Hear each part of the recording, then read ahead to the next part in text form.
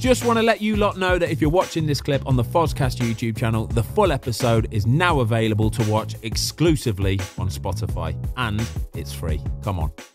The beauty of Ben White is, I think as well, is because he is traditionally a centre-back, what he's taken from his knowledge about being a centre-back, he's applied it to the right-back position, and then he looks to his left and he's got Gabriel and Saliba next to him, and he knows that they are world-class defenders. He knows that. So he can rest easy knowing that if he does get forward or get that, them guys will step across and do his job for him and look after him. And I think that is like a massive weight off your shoulders, isn't it, for a right back? It's a confidence, isn't it? Massive and I think confidence. He's got the confidence through his teammates and the structure to really enjoy, and he looks like he enjoys playing in that position. Yeah, true. I think there's got to be a little bit of a shout out for Pedro Porro as well. Yeah, for sure. He's had a good season, and actually out of that list, he's got the highest tackle success rate. Yeah. Pedro Porro was 69%, and in terms of like recovery, he's going and getting the ball back. He's got 199. He's going into my fantasy Premier League next season, by the way. Pedro Porro. Guaranteed he gets a price rise. He's next got a year. goal. Massive price rise. He will be a £5.5 or £6 million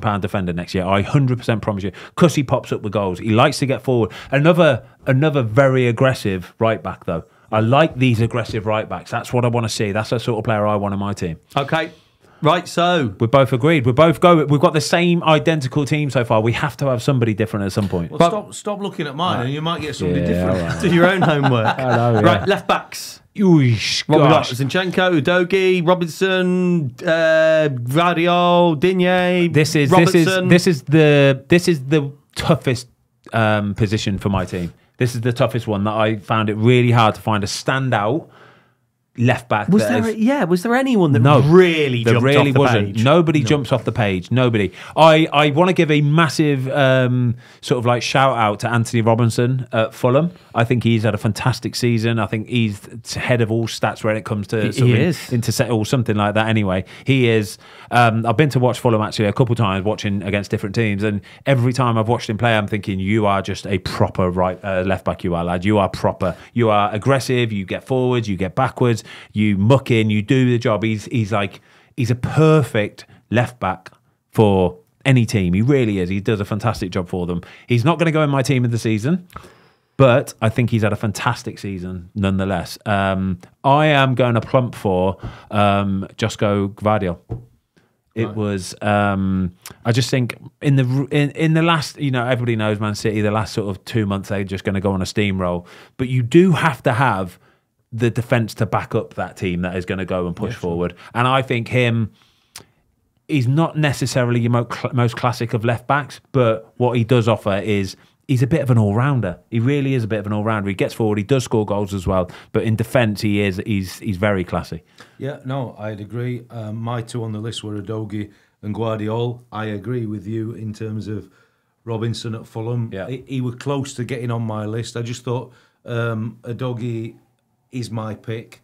I thought over the season he's kind of been a little bit more consistent in terms of his play for Spurs, even though he's not played as many games as what Robinson has.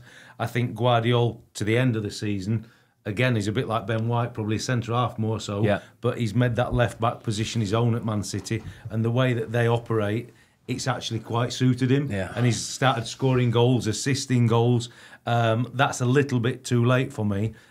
So I plumped with Udogie when I worked for the halfway team of the season, and I've stuck with him. I just think he's become a very consistent performer at Spurs. Well, we have at least got a different player now then, okay? So you've gone for Udogie at left back. I've gone for Gvardiol.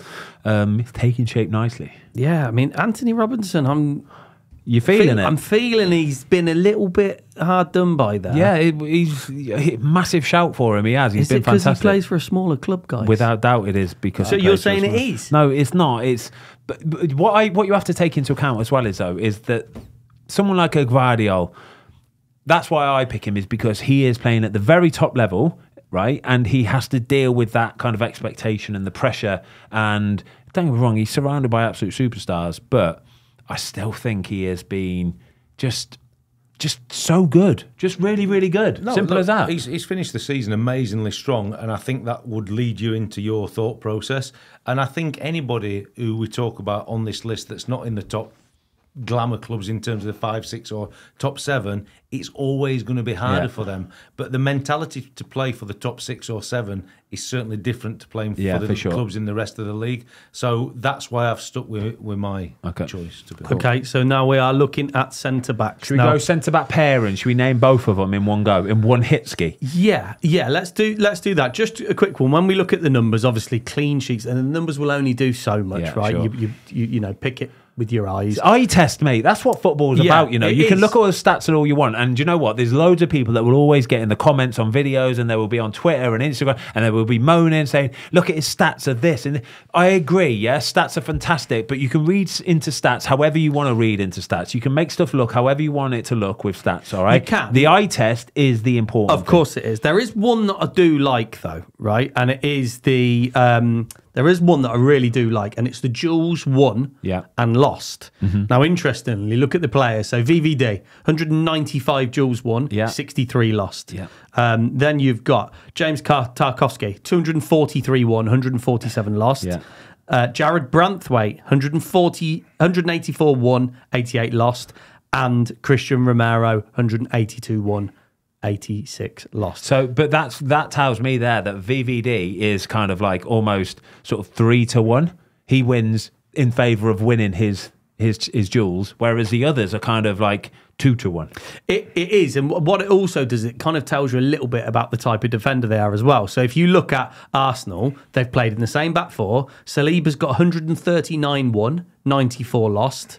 And Gabriel has got 161 won and 106 lost. Yeah. So it does give you a little bit of a feeling for the type of defender they are as well. Yeah, sure. Like if you've got a solid, settled back two, you'll have one that's normally the aggressor and one that's normally the player, you know, the person that likes to get it down.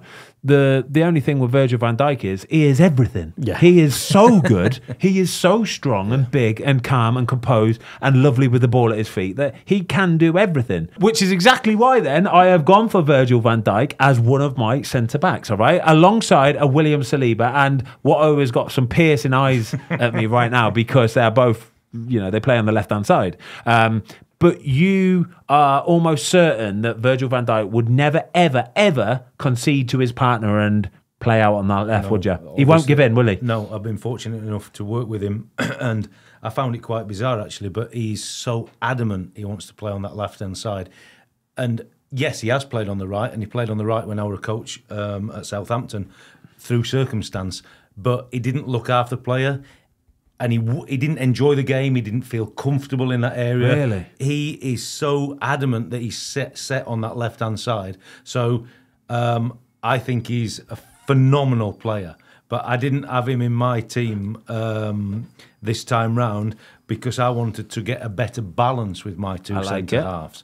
Because I wanted them to play one on the left, one on the right, and not give the manager and the coaches a headache. You know what I mean? One of these has to be William Saliba, right? Yeah, for sure. Okay, cool. So he's your guy that's going to be playing on the left-hand side of that centre-back pairing. And then on the right-hand side of it, it's going to be? I've gone for Gabriel. I just think as a pair, they have been incredible.